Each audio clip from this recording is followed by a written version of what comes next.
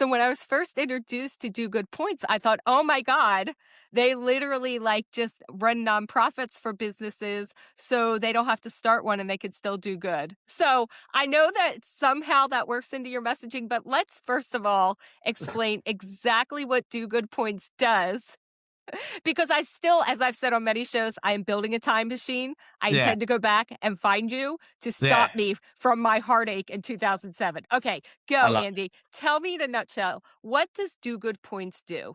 Yeah. So, well, I think the first clarification I need to make is that Do Good Points, and we have two different sides to our business. Do Good Points is our consumer side.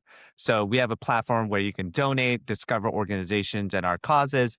So that is Do Good Points, which is a loyalty program for doing good and is a consumer site where people can go and donate. Do Good NAS is, which is going to be the main focus of our conversation today, is our B2B side of our business, which is our core business.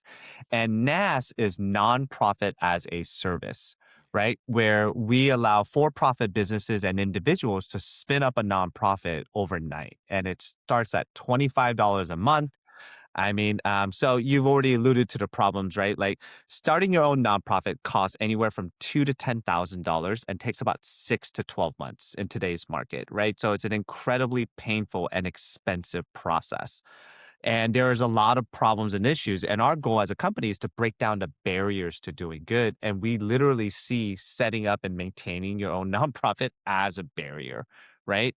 And again, someone like you that you and your group of friends had good intention, had a mission, got fired up, and then you probably got stalled by a bunch of paperwork, and ultimately is a liability, right? So then, how do we really solve that problem and do it in a way that creates access, right? So it's the price of Netflix. You can run your own nonprofit and your own foundation, right? Okay, seriously, Andy, I have to stop you because I have to go and build that time machine now. Yeah. The what you're saying right now speaks to me so, on point because yes, like we were fired up, we were gonna start our own nonprofit, which we did, Yep. and we did everything wrong right from the beginning. When we finally met with a lawyer, they were just like, "You don't have any kind of insurance for your Yeah. officers and board." We're like, "What are you Yeah. talking about?" And they're just like, "Please stop touching anything." Yeah. So we were able to like start piecing it together, but you're right, it was just this whole hassle of like, we really wanted to do something good in the world and then we're like, oh, it's all paperwork. It's all paperwork. And unfortunately for me, I am one of those people that when I find a string, I'll keep Yeah. pulling it. So Yeah. I just kept getting deeper and deeper into that. So what you're saying now to me is like, you guys would have taken all of that off my plate. But Yep. like, Stephanie, you want to do Busted Foundation Bowling for Babies, no profit. Here's your nonprofit standing. You go do your events. Is that what you're telling me, Andy? Exactly. I mean, Jesus. Oh, that's majority of our clients come to us and be like, "Oh my gosh, I wish I knew about you earlier." But also, so NAS is essentially a nonprofit operating system. So a lot of our clients are actual 501(c)(3)s that don't want to deal with the paperwork and the headache as well, right? Because setting up your nonprofit, that's just step one. hmm That's hurdle number one. Maintaining it, which is like state, federal, legal filings, as well as your tax filings, your 990s that need to happen every year. It's a big liability you're taking on. It's not a badge that you get once and that's it. You have to pay and file all the amount of paperwork every year.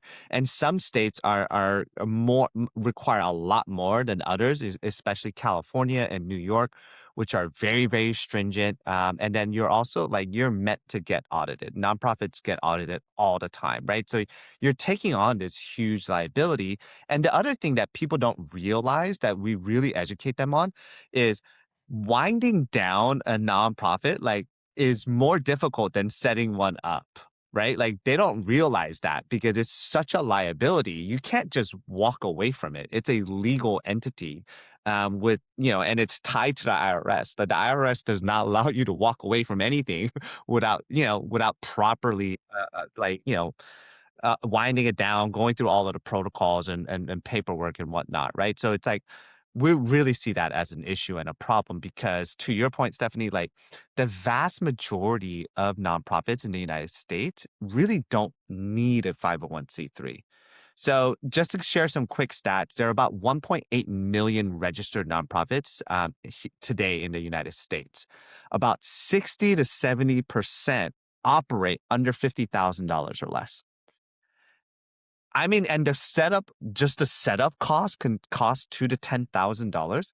Like, it's really not necessary to have a 501(c)(3) because then you have to think about the maintenance costs, the liability. So that's the problem that we're really trying to solve. But it's also for organizations that do exist, how do we make the paperwork and the operations on the back end like a lot more streamlined and cost efficient?